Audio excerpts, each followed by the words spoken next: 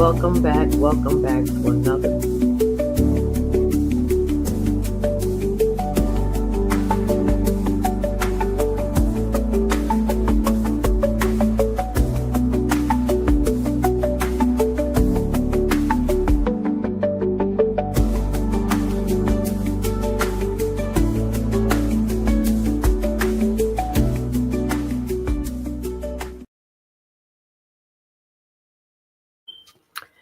Man, this our last series on Monster Kody. If y'all have never read his book in 1993, The Autobiography of a LA Gang Member, it is excellent.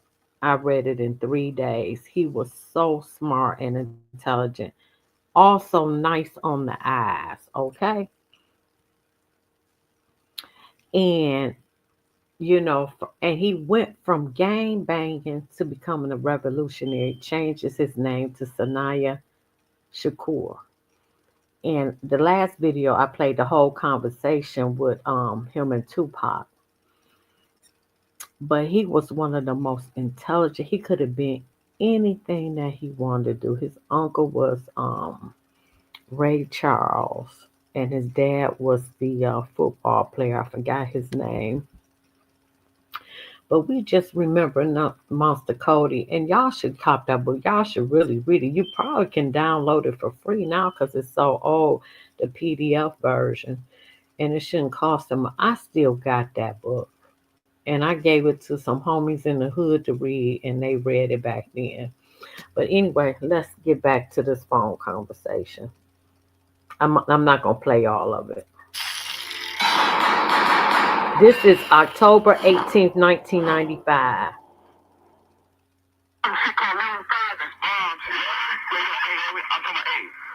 got to come in the studio then. I'm telling you some shit. So when you gonna come through? When can I come through? Anytime you want. I'm in the studio every day. I'm finishing my album. I'm doing a double album this Christmas called All Eyes on Me. Hey man, hey, I got the song with Trey. I got the song with Roger. I got a song with George Clinton. That shit is fat. I got Sister Soldier coming. If you play, nigga, we can do the bomb. I'm telling you, hey, check this out. Check this out. I'm telling you that shit you shot, man. So many tears. Yeah. I mean, I burst out of tears when I heard that shit. Like that shit? Man, you shot that shit. I'm telling you, yesterday I was cleaning up the pad, and I was me and my wife, right? And I cleaned up the pad, and Lord knows was all right. And that's the last verse. Shit hit me and froze me, man. What, man? Man, hey, homie, I love the shit out of you, man. You shot that shit. Brother. I'm telling you. You my play. I was telling you. This dude was just there. I was trying to say it to you, man.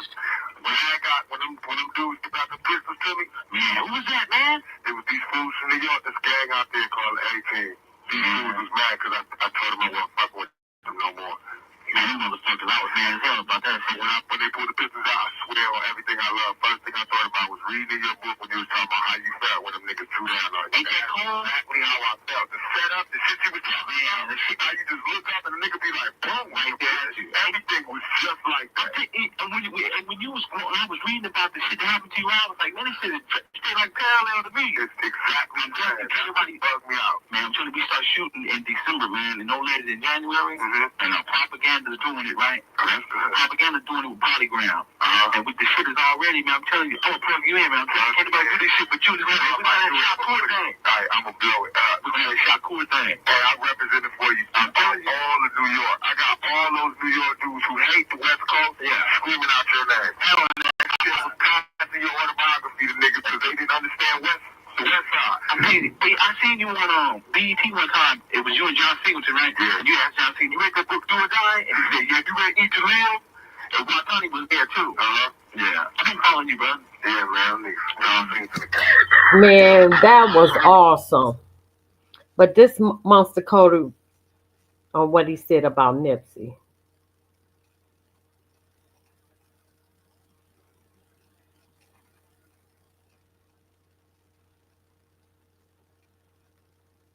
Hold on. I wanted to ask Kevin. I want to say this about Nipsey, though. I'm saying about Nipsey. Okay, go ahead. I mean, speaking honestly, you know what I mean?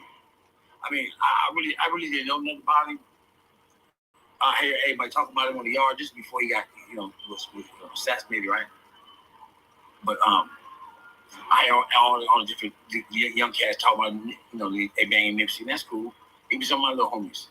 His shit was out there, right? Good shit. But I just never listened to him. I didn't do his thing. You know, I knew he was in every trend. You know what I mean? I knew a little bit, but I know his brother is black. I know who he is, right? But so anyway, you know, so when he got hit, my first instinct was, damn, man, I'm dead. I hope the homies got it. It was just that much hate still in me, right? And I never even knew this dude, never even functioned with him. I never heard his name on my hood or nothing. I ain't been involved in that shit in 30 years, but that's how deep the sickness is. First thing I thought was that the homies got his ass. Because the first thing I thought was that he was supplying his hood with guns and shit to get my homies. That's that same critical ass hate that was still in me that I thought I had revolutionized away. Wow. So then I started listening to the radio more for the next 3 days. I started hearing about all the magnificent shit that dude was doing. I started hearing about all the grassroots shit that I should have been doing that he's doing. That every G he's outshining the G's. This motherfucker is doing it. And immediately my thought was, I sure hope the homies ain't killed this dude. It took 3 days, man. But from that point, I've been working on myself. I give Nipsey's problem, man. Nipsey's doing what everybody should be doing. You know what I mean? I don't know to get down on the whole thing about the dude. Shout out, man. Marathon continues with me, man. So you listen to his music now?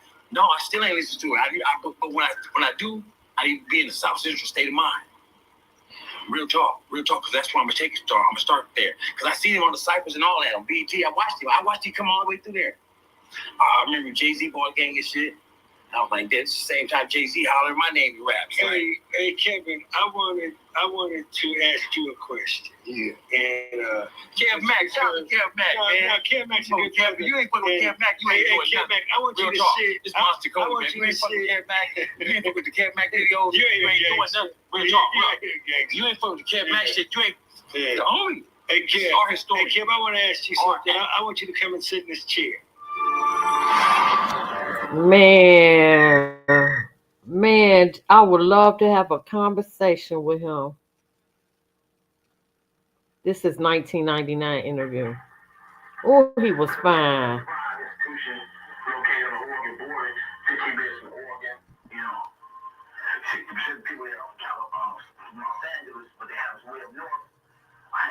The shoot term I locked in South Texas for 5 years.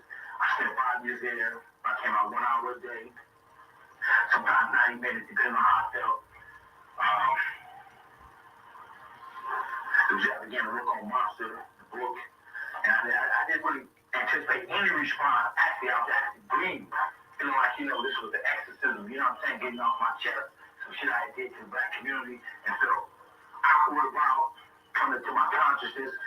So I went there, Illuminati is the illuminated view. It means control. We have been duped into believing that we have been citizens of this country. Facts. Not only Africans, but Americans. There is no country. America's not a country, it's an empire.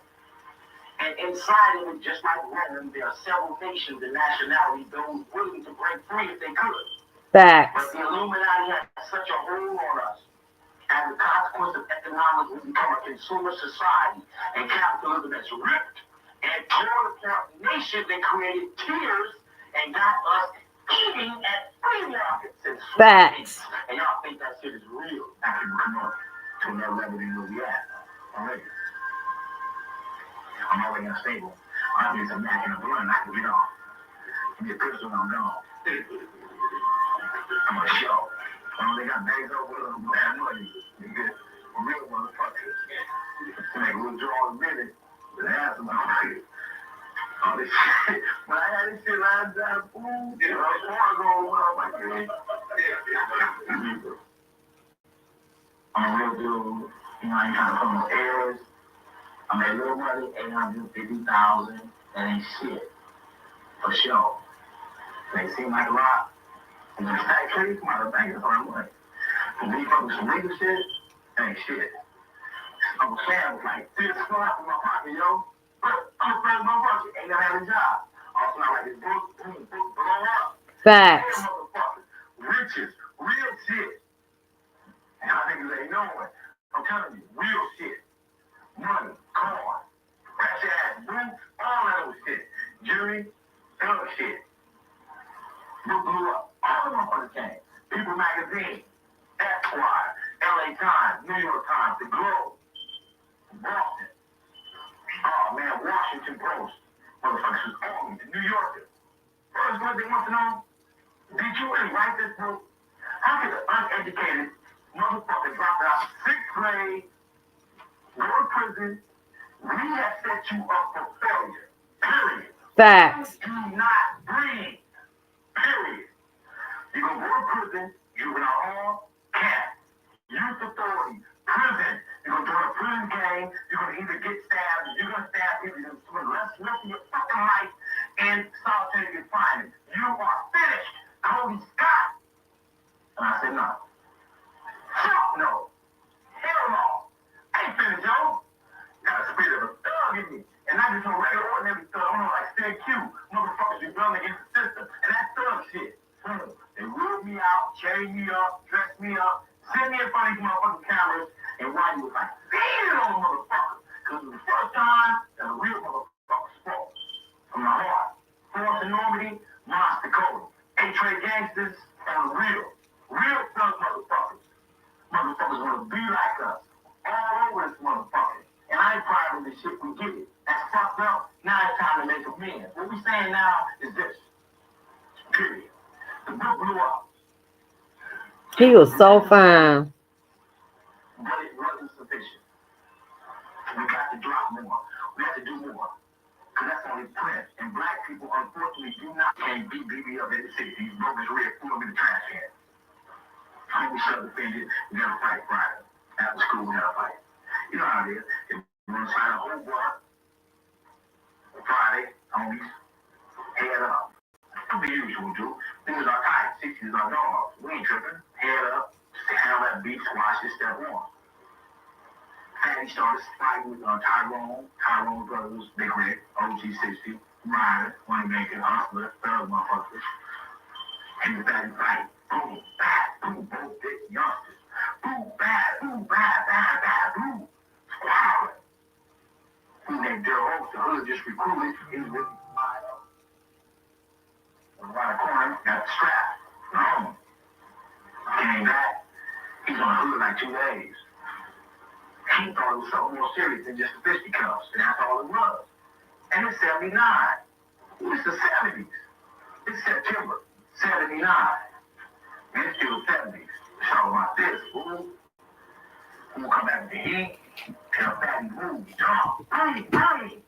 Kill Tyrone, shoot him in the head and the chest. Damn. Shoot Bogart, boom, from the 60s in the stomach. That's the break. We all right through like, damn. And what you talking about?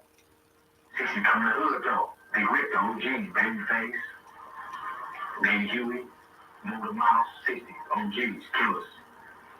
Coming to the hood. All they want is a shooter. Kill their brother.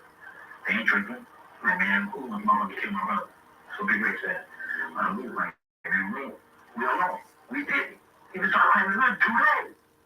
We couldn't get him up. We didn't know the motherfucker. Wow. We took a sign of us saying we didn't get him up. We took big meeting, big sidewinder, big Keystone Roller from 60s, big Joe Rat, Mumbles, Muppy. Wow. The meeting became a big game fight. It fell into name calling, disrespect. People started getting hit, bombed on. It turned a big game fight. Pigs came, helicopter 40 feet off the ground, ran everybody off. From that point, September 27th, 1979, the Roman 60s and the A-Trade became mortal enemies. They killed over 20 of my homies. Wow. We killed over, I was sure, 27, 28, 9 of them. Wow. Young men, unfortunately, has been getting cut down this war since September 20. This history. This is history. I've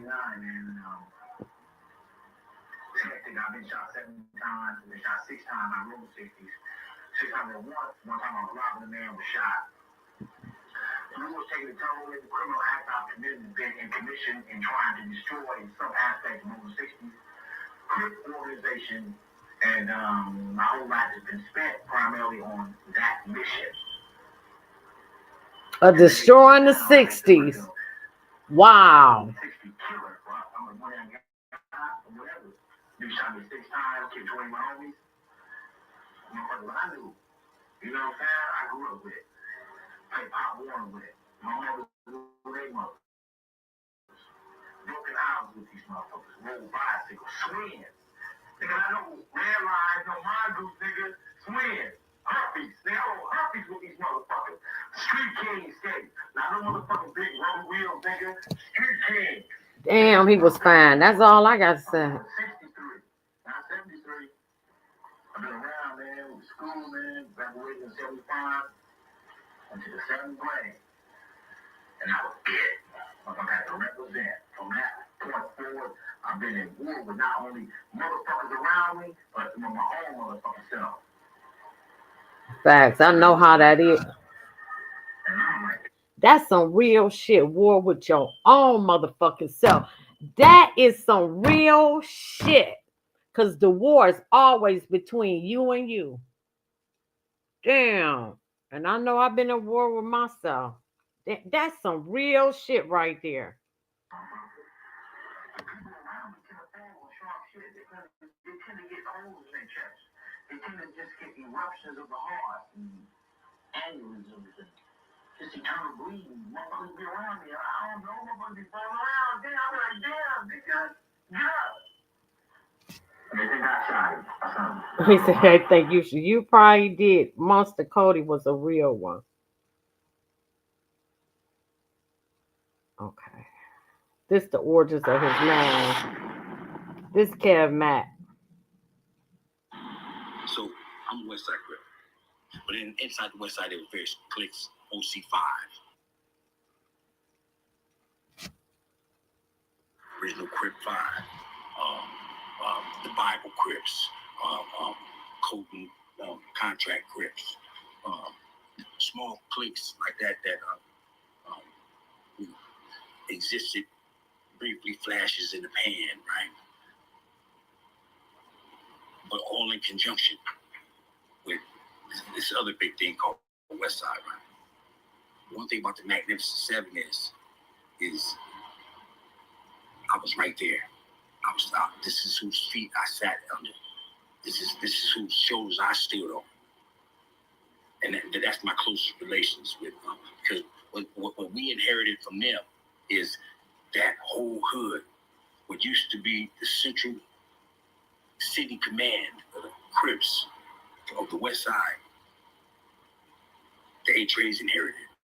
From the park to where Tookie's father lived, his stepfather, thing where he eventually moved, where Cute and Rusty lived, where and Mouse, all around the triplets, Harry, Mad Devil, Trey Ball, me, Hard Dog, Lala. I mean, that whole area just. Let me get to the origins. But that was what my mother named me. You know what I mean? My mother named me Kody.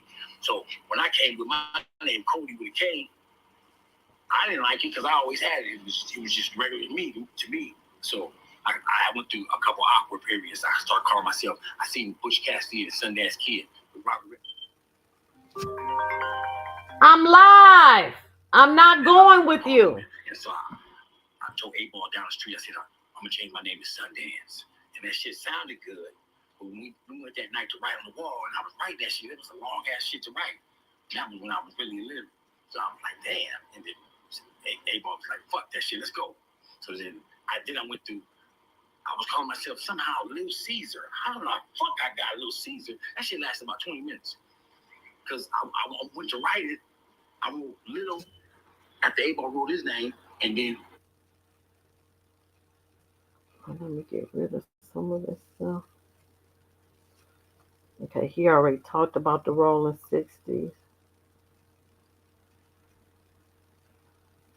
Oh, this is the 1980s version. From the 70s to the 80s. This Kev Matt. Know this. But we can't talk about certain things. Yeah. I'm surprised that yeah. So we all know who shoots us and who we shoot. Mm-hmm. Jimmy Wild to get that though. Close professional relationships. Jimmy Wild. But But what I'm saying is, a lot of people don't know that the first gang that I joined up with the 60s was the Dinka Crips, the first gang to join up on the west side. I'm not talking about them, y'all. The whole first gang. The whole Dinka in 1997 is kind of blurred. Can you break that apart? What came first and what came next? Because you kind of blurring the lines. The Magnificent Seven came first. Okay. And then because you got to remember, Raymond Potts and them are Cafe Boys. And so Cafe Boys and the Dinka Crips and the Al Capones, they were all basically in existence at the same time. Because Mouse and Took had to got in a fight. Did they? So, yeah, so our family was against it. I won't say that because Mouse ain't here. And you ain't pictures of Mouse? And Took ain't here, so you ain't hurt no feelings. Oh, no, I would never say who when they fight. You ain't have pictures of Mouse? I gave Kim Mac put pictures up of Mouse. So basically, Cuse, you just gave that's Tookie. For bringing neighborhood crip into the 60 streets and creating on the 60s. Yeah. Anybody hands down. Oh, yeah. Okay, now let me tell you this. I started, Took had me start the Horseman Crips and the Crenshaw Crips. And he can tell you who started the Folsom Crips, man. Wow, this history. At Folsom until I got there, we were black coats. We had to be up under umbrellas because we couldn't really set out loud at a particular time because these motherfuckers wanted to stab us up. They'd already stabbed Raymond. So we said, we're going to build this shit up with a mask on. And then when all of our homeboys get here from the county jail and they coming, we're going to take that shit off of it and we just going to be Crips. Wow. Neighborhood Crip one more time. Yeah, Odie. Okay, you give it to Odie hands down. So now I want to go back to Big Rick. I want to go back to the hundreds now. Okay. Who started Neighborhood Crip in the hundreds, according to you? Big Blue and Pookie had the juice. How come we keep hearing about O'Neal Brown starting the neighborhood? Well, you can hear about him all you want. Big Blue, he had a Black Dog was his little brother. They the ones who started that, and he was probably their Conrad. Stacy Black was Crip 5. Wow, that is some history. Because I can't play all of it because I want to get through. Now, this is Remembering Monster Kody.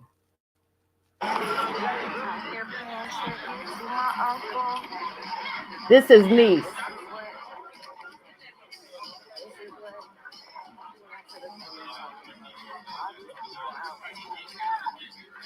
That was my jam.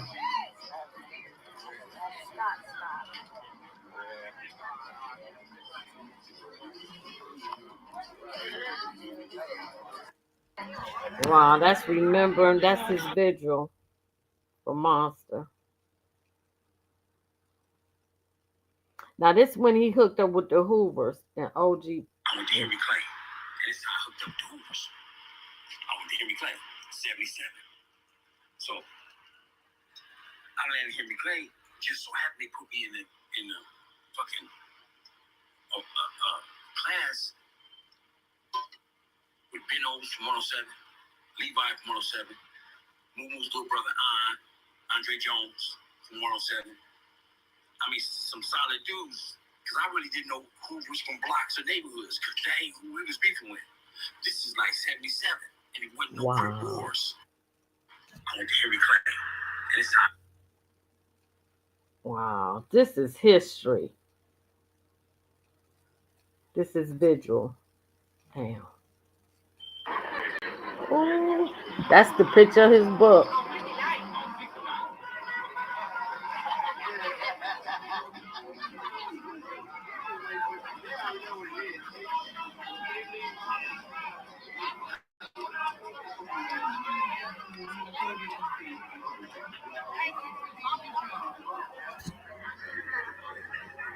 They came out and paid homage to a real one.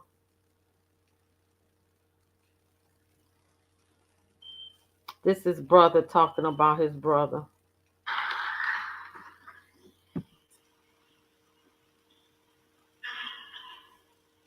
At Monster Kody funeral. How you doing? My name is Kerwin Scott. I'm Cody's brother. You guys know him as Monster. I always called him Kody. But I would like to thank Cutes, Pretty, for calling me, and they call me every day and check on me, which really makes me feel good. Regina, I love you guys. I love all you guys. But I do think those three boys, if you guys could please stand up. You guys know what I'm talking about. Stand up. I think that they'll keep this going.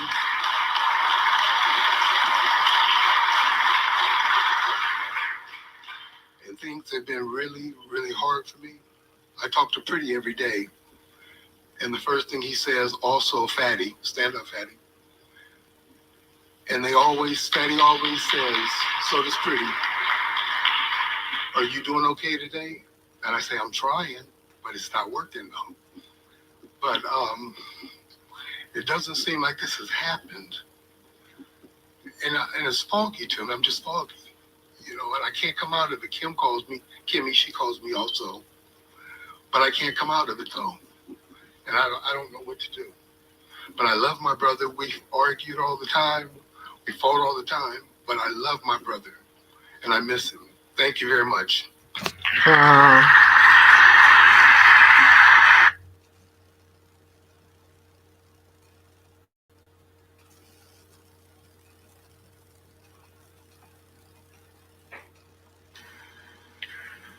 This I never would have made it. This Mad Bone 8-Tray Gangster. Original. Childhood kids. First and foremost, I want to give all honor to God for making this day possible. And my true condolence goes out to the family and friends of all y'all here today. As a kid growing up in South Central Los Angeles, born and raised on 83rd Street, I learned a lot. I learned how to be bad and I learned how to be good. I learned how to be bad when I was with my homeboys and learned how to be good when my granddaddy came home. But I learned something. And there's two things about prison, man. And Kody proved them both. One is good and one is bad. The bad thing is you got to catch a case to go to prison. But the good thing is if you sit down long enough, I ain't got to say no more. Right. I just want to make my promise to the family, to my community, and to all. If it's the last thing I do on this earth, I'm going to work together with whoever I need to, whether it's a GoFundMe or anything, and we're going to bring a community center in this community titled Kody Scott / the Unit. Because together, helping educate, unite is good. And under his strict curriculum, I believe we can do it. I had put a little thing together. And I wanted, I ain't crying, man. That's just my throat hurt. I just want y'all to know that without peoples like Kody and a couple other peoples, I wouldn't be able to stand here and say this and mean it from the bottom of my heart. It's over, man. It's time for us to start back loving each other, man. It's time for us to open up our eyes to see we are our own enemies. Facts. Because I don't need that. If we don't kill ourselves, the diseases that they're throwing out here gonna kill us. Facts. So we have to understand, man, it's over. I'm gonna always be from 83rd Street, 8-Tray Gangsters in my heart. There ain't nothing but a tribe. We all have our own tribe. But I want you all to jump in today and say you're gonna support a ceasefire and a safe passage. Facts. To everybody who wants to go. Man, this is history. This him talking about prisoners of war.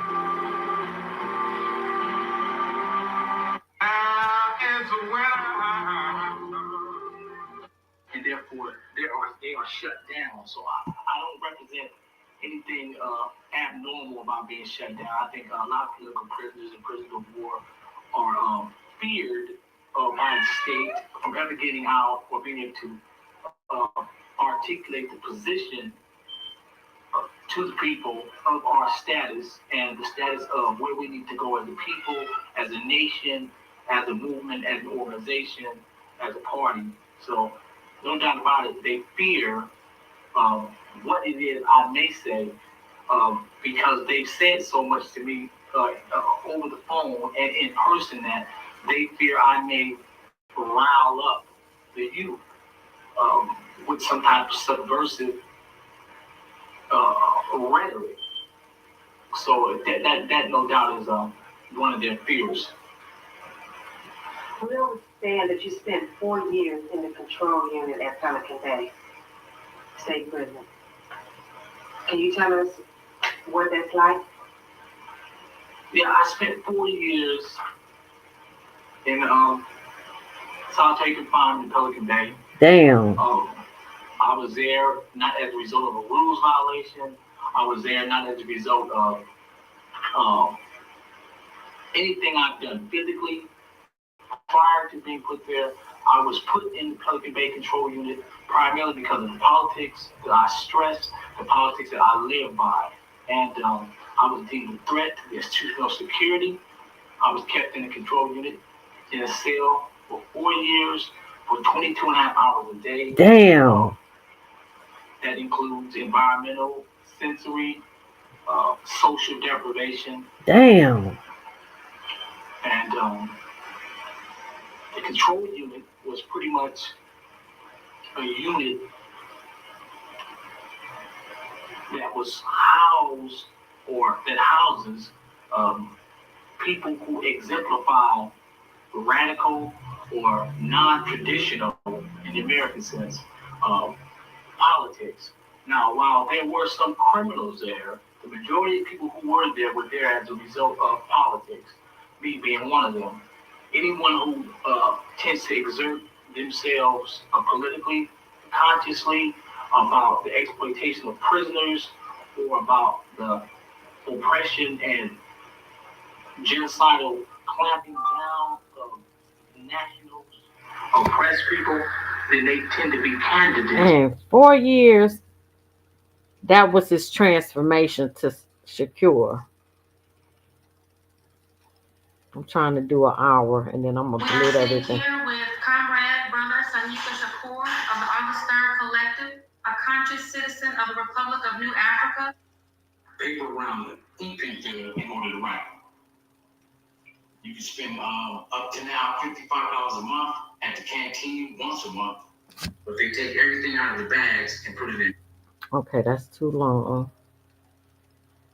Don't move past that. Danye, you up? Because you got to take them packages back.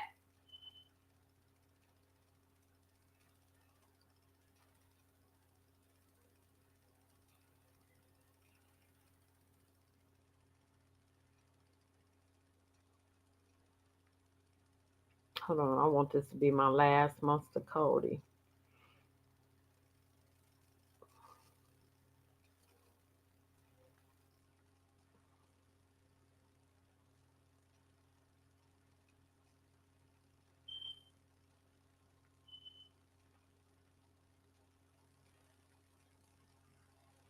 And all that stuff I thought I sent, I'm going to have to redo.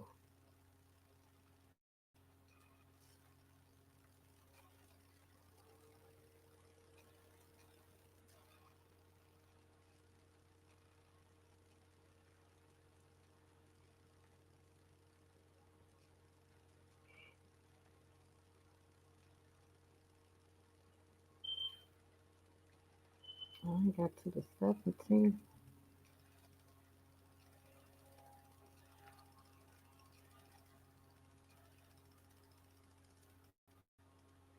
Oh, here we go about shoot down. Okay, this month. 1968. It was a whole lot of us. It was hundreds of us, at my mom's house where we grew up.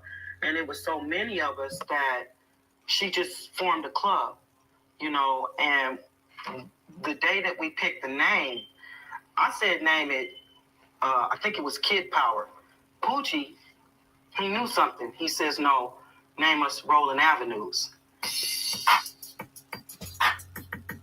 Oh, this street TV. It was a time back then when we had a love for each other. We had a certain love, you know, we had a connection. And we did fashion shows, we did clubs, we did car washes to raise money, we did parades, we did the parade up and down Central. It was a fun time. My mom started the Rolling Avenues because she was activist in the community. When me and Poochie and Jay and Anthony, when we was growing up, and Danny, when we was growing up, we just wanted to have fun. We needed something to do. So I had a feeling for a drill team. And that's where the drill team part came back in the late 70s. At that same time, the 8 trays in the 60s start beefing because of, I'm not going to say blast your name on camera, I'll just call her JT. You know, JT was going with a 60 and an 8 tray at the same time. Oh. Well, always a girl. At her house. And that's when everything changed. One homeboy was named Tyrone.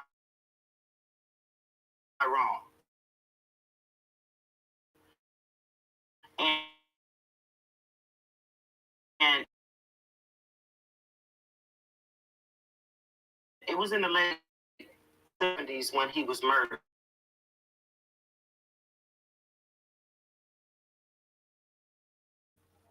You need to be getting ready. When Rolling Avenues dispersed, and the Rolling got put on the 60s, you call Invincible. We used to get along with the Five Deuce, Hoovers, and the Broadway Gangsters. I don't know what happened between then because I actually moved over there. This is my son, Antoine, and this is my nephew, Myron. Now, mind you, when I say I'm the baby out of 12, I have 6 nephews from my sisters, and 4 of them are gone. They died before they even got 19. Wow. See, it's Myron. Wow. 260. My son was a 5 Deuce Hoover. Okay, a 60 killed my son. I went to 3 funerals in one day. Damn. See, I remember when Jay Blake, Ken Bone, and Kid was murdered. It was those funerals was all in one day. Monster Kody did an interview, and I'm gonna try to hold it together right now. Monster Kody did an interview, and he said that he brought somebody's arm. He brought somebody's arm back to a meeting, and that was Jay Blake's arm. You mean to tell me that story is real? Yes, that was Jay Blake's arm. It was real. He did bring an arm back. They chopped him up and put him in front of Jefferson High School. Damn, monster. He couldn't even open his casket, sir. In that day, it was 3 funerals. When I seen that interview that he did, and he just like had no remorse, you know. A lot of people thought that when he wrote that in his book, he was exaggerating. No, it was true. It was true. Wow. Now. Wow.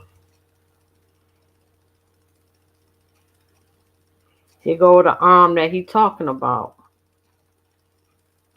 This came videos. I picked him to win. I had him on all my tickets. If I didn't lose it, I lost all my tickets. Was you talking about Collison? Yeah, not Collison. The one from New Orleans, the little black dude got his brothers play. Let me get to the arm part. Well, we need anybody. The guy away from the computer, and I can see everything y'all write. I see Earl Campbell. To me, how are you putting pressure on me? And you ain't even a supporter.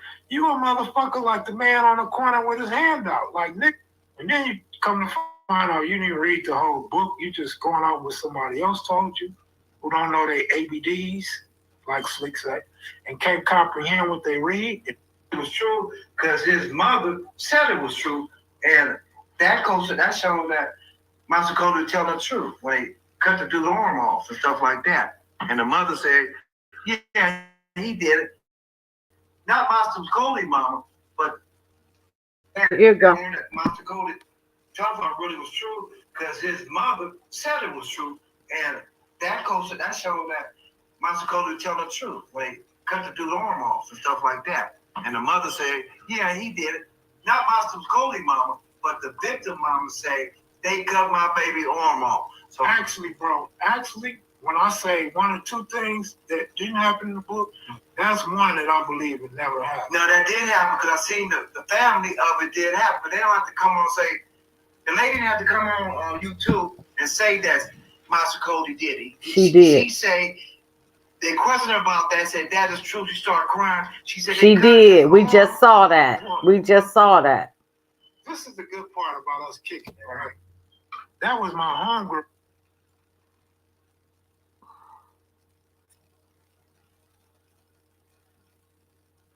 And all that stuff I thought I sent, and I lost a lot of stuff.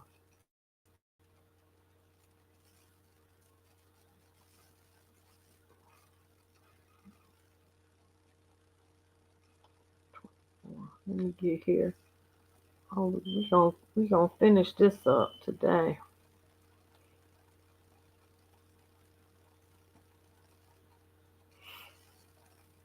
And Monster Kody, you was a real one, for real. No matter what you did, you was real.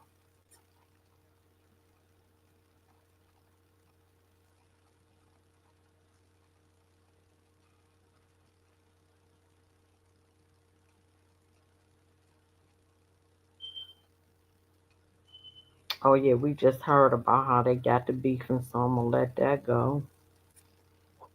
And let me see, I got April 14th. Let me see. This might be it.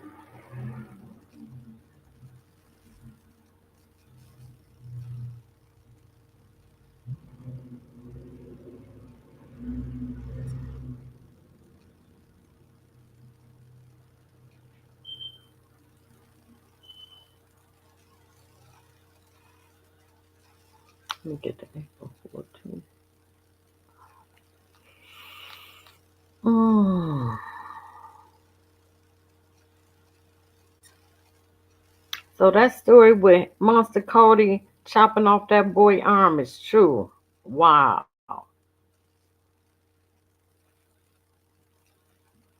And they found him in a homeless tent. Lord have mercy.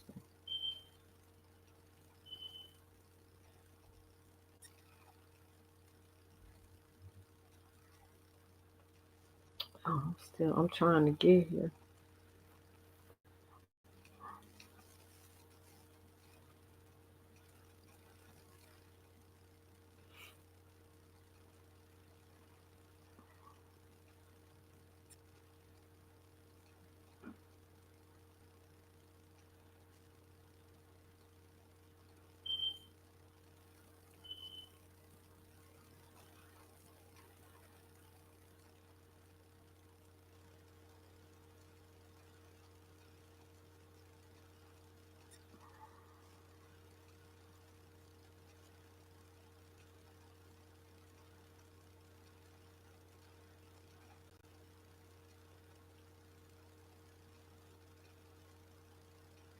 Damn, I still got a ways to go.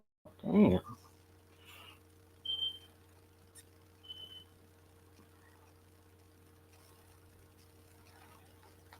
All right, we got two more videos. Just got to get to it.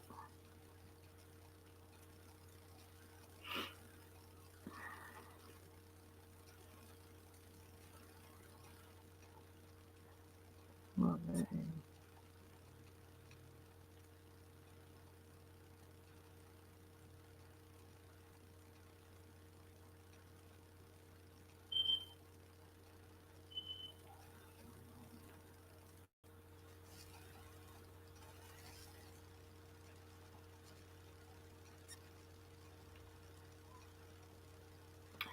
2 more days.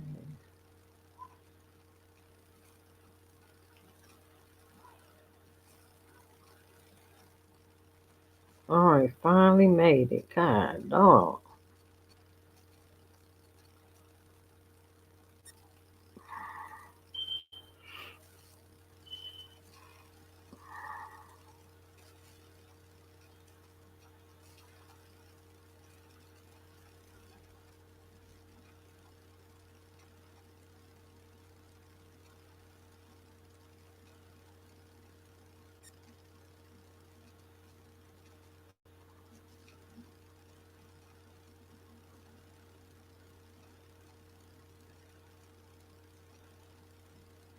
All right, where's Monster? Let's see if any one of these is it. No, that ain't it.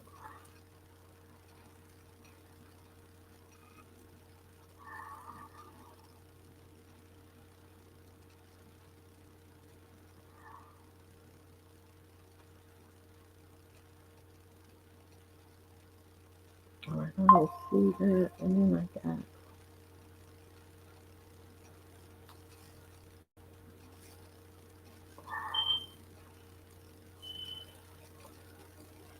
All right, one more I gotta find, and then I'm ending it if I don't see it.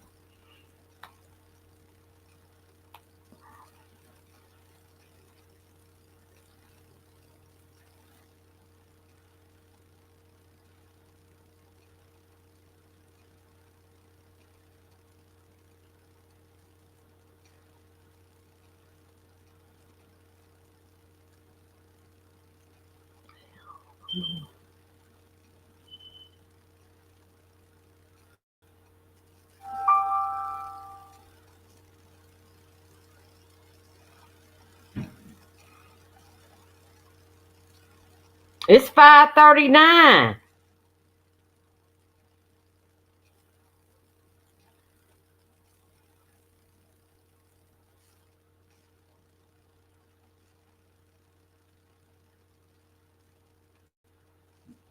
Okay, this is. Let me see if I see it on here or not. We about to end this.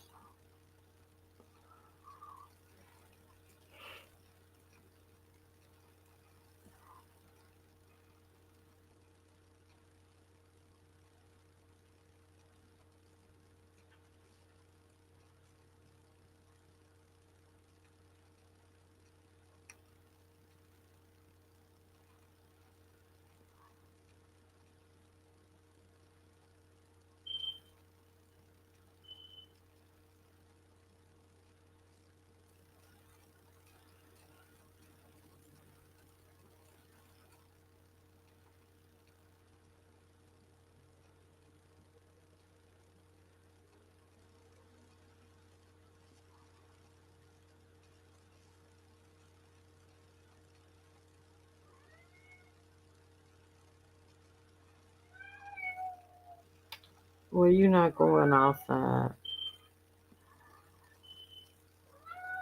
All right, I just got a little further to go. It might be in my other phone, but if I don't see it, we is done. And rest in peace, Monster Cody. You was a real one, for real. Oh, here we go. Oh no, no, no, no, no. That's that's rolling 60s.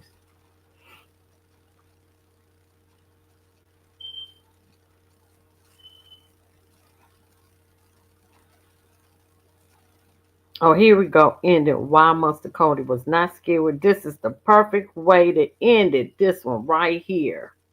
Do you have any idea how many people you've killed? No, no, I don't even know. Monster Cody did an interview, and he said that he brought he brought somebody's Let's arm. start this He over. brought Let's somebody. start this over. Do you have any idea how many people you've killed? No, no, I don't even know.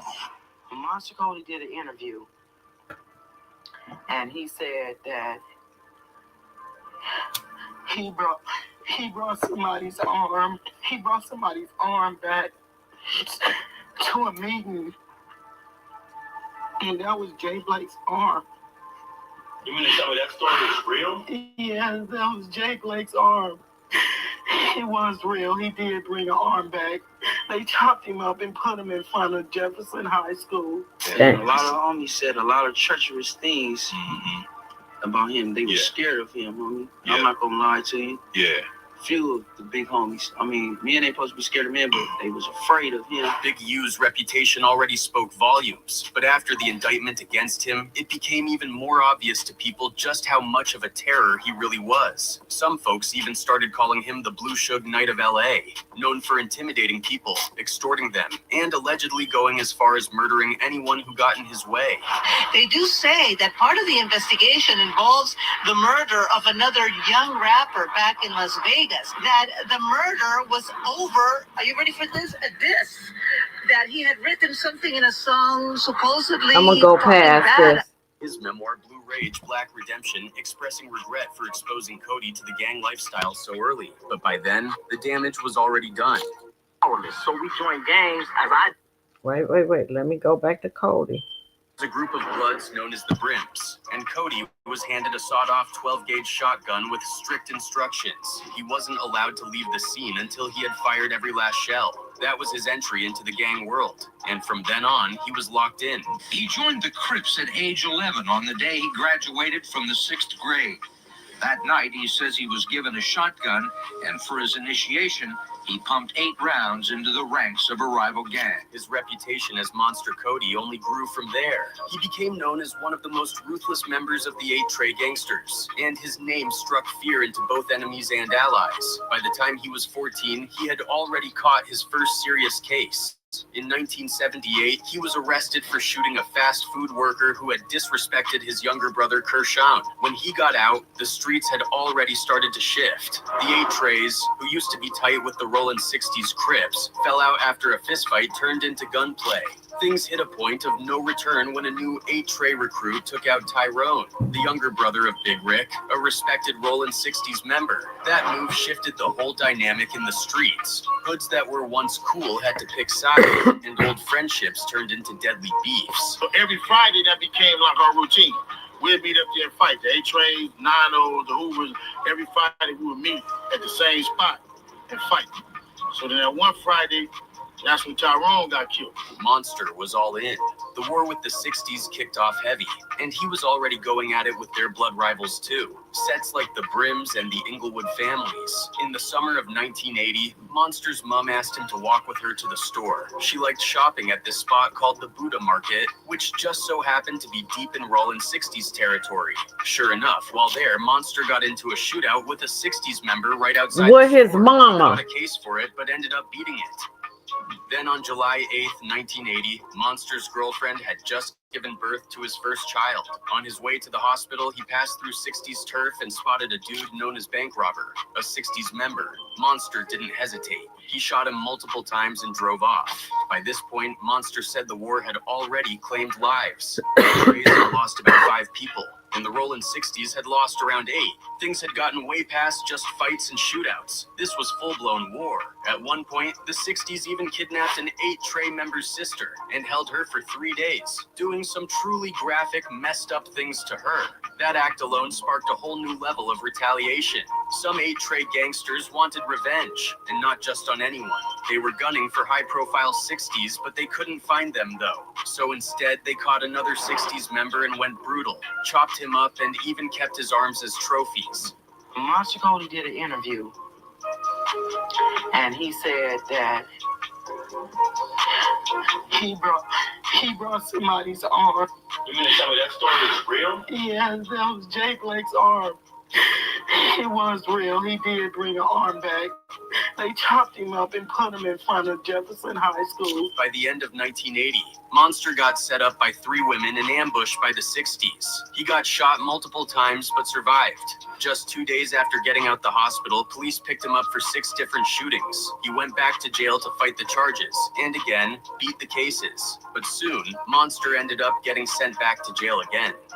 Now, Despite dropping out of high school, Kody found himself drawn to education while behind bars. Prison gave him time to think, and he used that time to read, learning about Malcolm X, the Black Panthers, and revolutionary ideologies that made him question everything he had been taught in the streets. He started associating with members of the Republic of New Africa. That exposure pushed him to re-examine his purpose. It wasn't just about survival anymore. He wanted something bigger, something that mattered.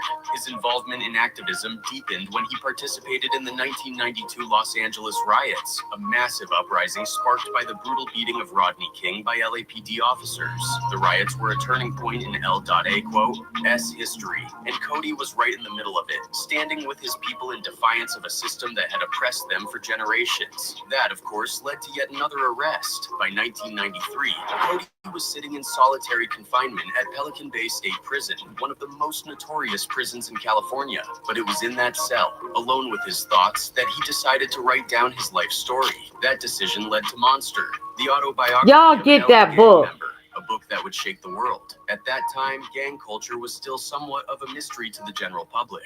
Most people only saw the surface-level violence, but Kody's book gave them a first-hand account of what life in the trenches was really like. This book is 383 pages of reality. I'm uniquely qualified to write 383 pages of life for this generation, and that's what I've done. It's 383 pages of gore, no doubt about that, but it's reality. It happens every day. Kody went on to write 2 more books, a novel titled Thug Life, and another one called Stand Up, New African Revolutionary Writings on Nation, Class, and Patriarchy. He was even working on a third before he passed. Now, for someone as monstrous as Monster Kody once was, he still managed to turn his life around, becoming an author and activist, despite being one of the most notorious figures out there. But on the flip side, you have Big U, who came up 3 years after Kody. Instead of learning anything from him, he built a name as a bully, never even doing half of what Kody did. And now, it looks like karma has caught up with him. He might just end up rotting in prison for a long time. One of the most shocking allegations being leveled against Big U is his alleged involvement in the 2021 murder of Rayshawn Williams. Back in 2021, Big U started a record label called Unique Music and signed up-and-coming rappers from the West Coast. One of them was Rayshawn Williams. But somewhere along the line, things got messy. I want to go back to...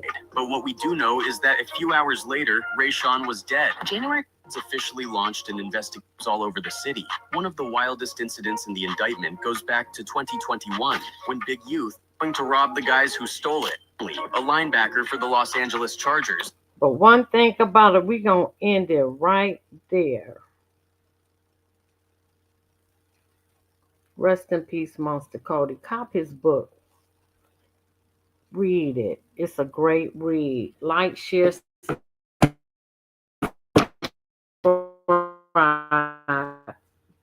Have a good